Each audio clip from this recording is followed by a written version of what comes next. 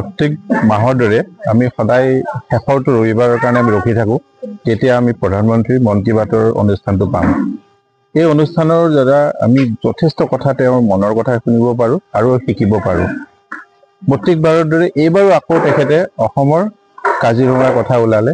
এইবাৰ কিন্তু আমাৰ গড়ৰ কথা নহয়, ৱাৰ্ণ ৰাইনৰ কথা কোৱা নাই। এইবাৰ তেখেতে আমাৰ কাজিৰঙাত হোৱা ৱৰ্ল্ড বাৰ্ড চেঞ্চাছৰ কথা কৈছে, চৰাই চিৰিকটিৰ কথা কৈছে। আৰ্টিফিচিয়েল ইণ্টেলিজেন্সেৰে কেনেকৈ চেঞ্চাছ তৈয়াৰ কৰা হৈছে, প্ৰত্যেকটা পখিলা বা পক্ষী যিবিলাক বেলেগ জেগাৰ পৰা আহিছে কেনেকৈ চিনাক্তকৰণ কৰিছে আৰু তেওঁলোকৰ সেই কথাৰ পৰা কিমান পক্ষী আহিছে কাজিৰঙাত আহিছে, প্ৰত্যেক বছৰে আহে তাৰ কথা উল্লেখ কৰিছে।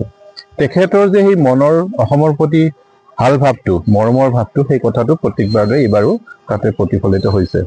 ইয়াৰ লগতে তেখেতে অলিম্পিক্সৰ খেলাৰ পিছত ৱৰ্ল্ড পুলিচ স্পৰ্টছৰ কথা কৈছে। এইবাৰ 2029 চনত ভাৰতবৰ্ষত হ'ব।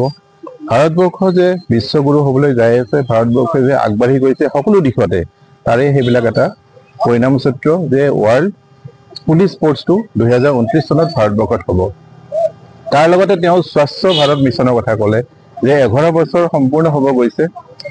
মহিলাসকলক এই স্বচ্ছ ভাৰত মিছনত আগবাঢ়ি কাম কৰাৰ কথা কৈছে। আজি আমিও সেই সুযোগতে আমাৰ মহিলাখিনিৰ লগত লগ হৈ আমিও নিজে এই স্বচ্ছ ভাৰত মহিলা আমি এটা আয়োজন বনাবলৈ চেষ্টা কৰিম আৰু সকলো মন্দিৰবিলাক আমি চাফ চিকুণ কৰাত আমি নেক্সট ৰবিবাৰৰ পৰা আমি এই কাৰ্যসূচীত আমি নিজে লিপ্ত হ'ম।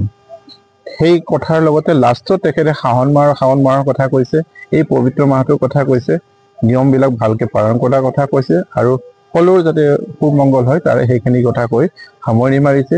আৰু এই কথাখিনিৰ পৰা আমি বহুতো নতুন কথা শিকিব পাৰিছোঁ। যেনেকৈ ঝাৰখণ্ডত মাওবাদীৰ জাগাত য'ত সন্ত্ৰাসৰ পৰিস্থিতি আছিলে, সেই পৰিস্থিতিৰ জাগাত এতিয়া যুৱকসকলে মাছৰ ব্যৱসায় কৰি সেই জেগাবিলাক আগবাঢ়ি আহিছে। আমাৰ কাৰণে এইবিলাক এটা খুব ডাঙৰ কথা শিকিব পাৰা। আমি আমাৰ যুৱকসকলৰ লগত কথা পাতিছোঁ, ৰাইজৰ সকলৰ লগত কথা পাতিছোঁ। আমিও তেনেকৈ কিছুমান কাম কৰি আমাৰ জেগাখন যাতে উন্নতিৰ পথত যায় তাৰে আমি চেষ্টা কৰিম। গতিকে আমি আকৌ লাষ্টৰ শেষৰ ৰবিবাৰটো মাহৰ শেষত আকৌ তেওঁৰ এই মন কী বাত প্ৰগ্ৰেমৰ কাৰণে আমি ৰখি থাকিম। আমি বহুতো কথা শিকিব পাৰিম। এইবাৰো যথেষ্ট কথা শিকিব পাৰিছোঁ। আমি সেই তেওঁৰ কথা শুনি আমি অনুপ্ৰেৰিত হৈ আমি সমাজখনক কেনেকৈ আগবঢ়াই লৈ যাওঁ তাৰে কথা চিন্তা কৰিছোঁ। ইয়াৰ লগতে আৰু অসমবাসীৰ লগতে আমি সকলোৱে এই যে উচ্ছেদ হৈ আছে, আমাৰ অসমবাসীৰ কাৰণে মাননীয় মুখ্যমন্ত্ৰী ডাঙৰীয়াই যিমানখিনি কষ্ট কৰিছে, তেখেতক আমি অসমবাসী আমি ইয়াৰ পৰাই আহ্বান জনাইছোঁ। আমি তেওঁৰ লগত আছোঁ আৰু এই উচ্ছেদ অভিযানত আমি তেখেতৰ লগত প্ৰত্যেকটা খোজে খোজে আমি তেওঁৰ লগত আগবাঢ়ি যাম।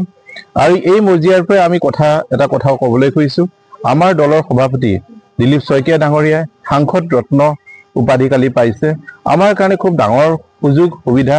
তেখেতে এনেকৈ অসমখনক আগুৱাই লৈ গৈছে, দিনে ৰাতি কাম কৰিছে। আমি দেখিবলৈ পাইছোঁ তেওঁ ৰাতিপুৱা আজি আহি গুৱাহাটীত উপস্থিত হৈছে, দিনটো কাৰ্যসূচী কৰি নিজৰ ঘৰত নগৈও আকৌ ৰাতি 9টা বজাত আকৌ দিল্লীলৈ উভতি যাব।